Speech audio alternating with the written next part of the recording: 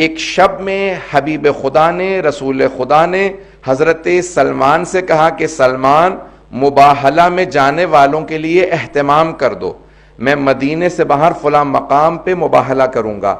اس مقام پہ آج ایک مسجد موجود ہے، سفید رنگ کی مسجد ہے، موجودہ نام مجھے معلوم نہیں، ایک زمانے میں اسی جگہ کا نام مسجد مباہلہ تھا، اب نام بدل دیے گئے ہیں۔ جو حاجی حضرات تازہ ہو کے آئے ہیں وہ نیا نام جانتے ہوں گے، نام کئی مرتبہ بدلا جا چکا ہے۔ پیغمبر اسلام نے جناب سلمان فارسی سے کہا، سلمان محمدی سے کہا، اس مقام پہ ذرا کچھ اہتمام کر دو۔ جناب سلمان نے ایک سرخ رنگ کا قالین بچھایا اور ایک وہاں پہ خیمہ نصب کر دیا کہ یہاں پہ آ کے اہل بیت بیٹھیں گے، کیونکہ جناب سلمان جانتے تھے کون کون جانے والا ہے۔ انہوں نے ایک سرخ رنگ کا قالین بچھایا۔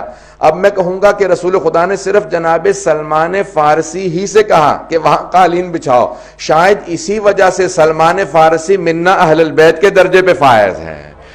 اب رسول خدا نے کہا قالین بچھاؤ، جناب سلمان نے سرخ رنگ کا قالین بچھایا، کہا فجر کے بعد جائیں گے، اس سے پہلے جناب سلمان فارسی گئے اور وہاں پہ قالین بچھا دیا، سرخ ریڈ کارپیٹ۔ عزیزان گرامی، شاید آج بھی کرسچن ورلڈ کے اندر جب کسی کو بہت زیادہ اہمیت دینی ہو، کسی کو بتانا ہو یہ بہت زیادہ وی آئی پی ہے یا وی وی آئی پی ہے، تو آج بھی ریڈ کارپیٹ ٹریٹمنٹ دی جاتی ہے، سرخ رنگ کا قالین بچھایا جاتا ہے۔ شاید ان کرسچنز نے اہل بیت کو آتا دیکھا تھا اور اس مقام پہ سرخ قالین دیکھا تھا، جو سرخ قالین پہ آ کے بیٹھے تو انہی کے لیے یہ ریڈ کارپیٹ ٹریٹمنٹ وہیں سے ظاہراً شروع ہوئی ہے۔ اب جناب سلمان نے سرخ رنگ کا قالین بچھایا، رات کے اندر پیغمبر اسلام نے بتا دیا اور کہہ دیا مباہلہ فجر کے بعد طلوع آفتاب سے پہلے ہوگا، آفٹر فجر prayers before the sunrise. کیوں؟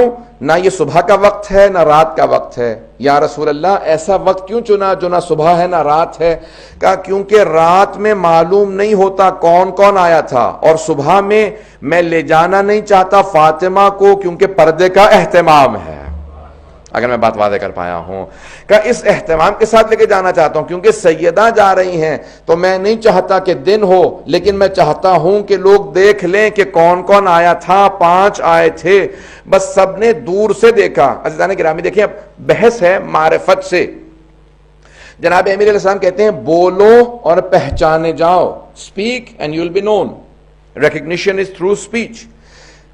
4 ان کے 8 بشپ تھے، اسقف اعظم جو عربی میں اصطلاحات دی گئی ہیں۔ اطیب البیان میں سید طیب الموسوی الجزائری نے اپنی تفسیر اطیب البیان میں لکھا، وہاں سے پیش کر رہا ہوں۔ کہ 4 ان کے جو ہیں اس وقت کے سب سے بڑے اسقف تھے، 8 بشپ انگلش میں آپ لوگ کہتے ہیں، جو سب سے بڑے ان کے پادری تھے۔ کہ وہ 4 افراد تھے، ان 4 نے دور سے دیکھنا شروع کیا، اور ان میں سے ایک کا نام عاقب تھا۔ اس نے کہا کہ اے عیسائیو، میں تم سب سے کہتا ہوں آنے والوں سے مباہلہ مت کرنا، میں وہ ہستیاں دیکھ رہا ہوں کہ اگر انہوں نے ہاتھوں کو بلند کیا اور پہاڑ کو اپنی جگہ سے ہلنے کے لیے کہا تو پہاڑ اپنی جگہ کو چھوڑ دے گا۔ چہرے ایسے ہیں۔ ابھی اہل بیت نے دعا نہیں کی، کلام نہیں کیا، صرف چہروں کو دیکھ کے عیسائی پہچان گئے تھے۔ تو ایک بات واضح ہو گیا، کوئی تعصب نہ رکھتا ہو، پریجڈس نہ ہو، ریسزم نہ رکھتا ہو، کسی بھی طرح کا ڈسکریمنیشن نہ کرتا ہو، تو اہل بیت کو دیکھ کے پہچان سکتا ہے، یہ عام نہیں ہے۔ پتہ نہیں بات کو پہنچا پا رہا ہوں کہ نہیں۔ جناب یوسف کو جب دیکھا تھا نا سارے مصر والوں نے، تو سب نے کہا تھا بل ہوا ملک کریم، یہ انسان نہیں بلکہ آسمان سے نازل ہوئی مخلوق معلوم ہوتا ہے۔ جناب یوسف کا فخر ہے رسول خدا۔ آج حبیب خدا آ رہے ہیں اپنی آب و تاب کے ساتھ۔ سب عیسائیوں نے ایک مرتبہ رخ رونق کو دیکھنے کے بعد کہا جو آ رہے ہیں اگر انہوں نے بد دعا کی تو قیامت تک کے لیے ایک عیسائی نظر نہیں آئے گا۔ اسی لیے ان سب نے فیصلہ کیا ہم مباہلہ نہیں کریں گے، اگر مباہلہ ہو گیا تو سارے عیسائی مسخ ہو جائیں گے۔ یہ ان کے الفاظ سے نجس جانوروں میں مسخ ہو جائیں گے۔ اب میں ممبر کے احترام میں نہیں کہہ رہا ہوں کہ انہوں نے کہا وہ نجس جانوروں کی شکل میں مسخ ہو جائیں گے۔ اگر کوئی ان کے مقابلے میں آ گیا تو عیسائی بھی سمجھتے ہیں کہ مسخ ہو جائیں گے۔ اب اگر کوئی اہل اسلام ہوتے ہوئے اہل بیت کو نہ پہچانے، سمجھ لو عیسائیوں سے بدتر ہو جائے گا۔ یہ آل محمد ہیں، ان کی عظمت کیا ہے۔ ابھی بولے نہیں ہیں، کلام نہیں کیا، پیغمبر نے خطبہ نہیں دیا، جناب امیر نے خطبہ نہیں دیا، امام حسن حسین علیہ السلام نے خطبے نہیں دیے، صرف دیکھا اور انہوں نے کہا کہ ان کے چہروں کے نور بتا رہے ہیں۔ مورخین نے سب نے یہی لکھا نا 7 ہجری کا۔ عزیزان گرامی، جناب سید الشہداء 3-4 برس کے ہیں، لیکن سب نے یہی لکھا مباہلہ میں رسول خدا نے امام حسن کی انگلی پکڑ رکھی تھی اور امام حسین کو گود میں لے رکھا تھا.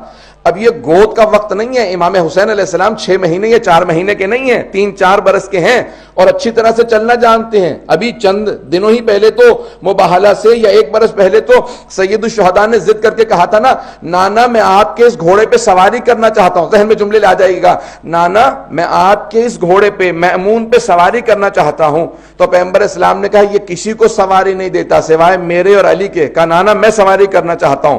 تو جناب سید الشہداء اتنا اصرار کر کے صحابہ کو سمجھا رہے ہیں میں وہ ہوں جو رسالت سے اپنی بات کو منواتا ہوں. فوراً جناب ختمی مرتبت میں گود میں لیا, چوما, بہت پیار کیا اور فوراً اسی اپنی سواری پہ جناب سید الشہداء کو بٹھایا. کچھ دور ہٹے اور دیکھنے کے بعد بس ایک جملہ کہا میرا بیٹا بہت خوبصورت لگ رہا ہے اور بہت مسکرائے. صحابہ کہتے ہیں اتنا پیغمبر اسلام مسکرائے کہ آپ کے دندان مبارک نظر آنے لگے, آپ کے چہرے سے چمک آنے لگی. پھر اچانک زار و قطار رونے لگے, اتنا روئے کہ آپ کی پورے ریشے مبارک تر ہو گئی. تو صحابہ نے کہا مایوبکی کا یا رسول اللہ, آپ کو کس چیز نے رلا دیا یا رسول خدا؟ کہا کل یہی میرا نواسا ہوگا, یہی سواری ہوگی, لیکن مدینہ نہیں کربلا ہوگا. میں اس لحظے کو سوچ کے رو رہا ہوں.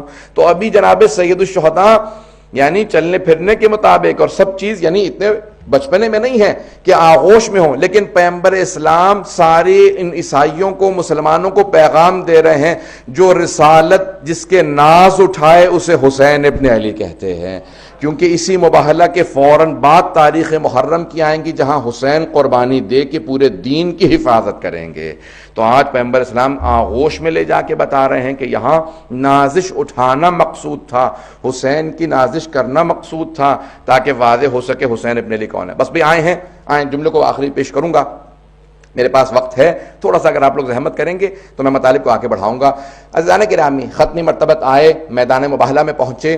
اب میں چند جملے 1-2 بزرگ خطباء کے ہیں پیش کرنا چاہتا ہوں کہ رسول خدا جب چل رہے تھے تو آپ جب قدم اٹھاتے تھے, جہاں آپ کے قدم جاتے تھے وہیں پہ جناب سیدہ کے قدم آتے تھے. میں اپنے انداز سے کہوں, جہاں جہاں رسالت کے قدم آتے تھے عصمت کے قدم بھی وہیں پہ جاتے تھے اور امامت کے قدم انہیں چھپاتے تھے. جناب سیدہ دونوں کے بیچ میں چل کے یہ بتا رہی ہیں کہ رسالت و امامت کے درمیانی واسطے کا نام فاطمۃ الزہرا ہے.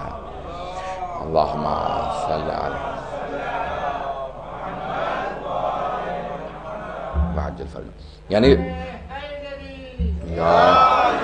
یعنی رسالت کے, جسے انگلش میں آپ لوگ کہتے ہیں مسنگ لنک, رسالت اور امامت کے اس واسطے کا, رابطے کا نام جناب فاطمۃ الزہرا ہے.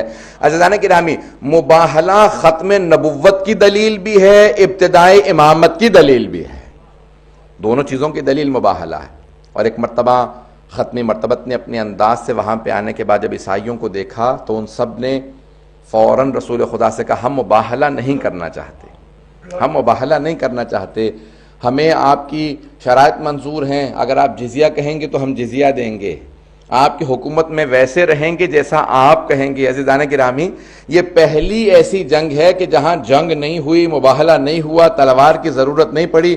میں بہت سوچا کرتا تھا رسول خدا بیٹی کو کیوں لے گئے. رسول خدا جنگ کے لیے نہیں بلکہ دعا کے لیے بیٹی کو لے کے گئے تھے, کیونکہ آج دعا کا مقابلہ تھا. جہاں تلوار کا مقابلہ ہوتا تھا جناب امیر کو سب سے آگے بھیجتے تھے, جہاں دعا کا مقابلہ آیا وہاں پہ جناب سیدہ کو سب سے آگے لے کے چلے. کہا کہ کیونکہ دعا کا مقابلہ ہے, جہاں سیدہ آمین کہہ دیں گی وہاں پہ اللہ سبحانہ و تعالی ویسا ہی رکھے گا جیسے سیدہ کہیں گی. اب یہ حدیث رسول خدا سمجھ میں آتی ہے کہ ان اللہ یغضب لغضبہا و یرضی لرضاہا, خدا فاطمۃ الزہرا کے غضبناک ہونے سے غضبناک ہوتا ہے اور ان کے راضی ہونے سے خدا راضی ہوتا ہے. اب پیغمبر اسلام کی حدیث سمجھ میں آتی ہے کہ اگر سمجھنا چاہیں صحابہ رسول میں کون کون رضی اللہ عنہ ہے, دیکھ لیجئے کس کس سے جناب سیدہ راضی ہے. عزیزان گرامی, جناب خاتون جنت کی عظمت کا تعارف تھا جس میں رسول خدا مباہلہ کے اندر خاتون جنت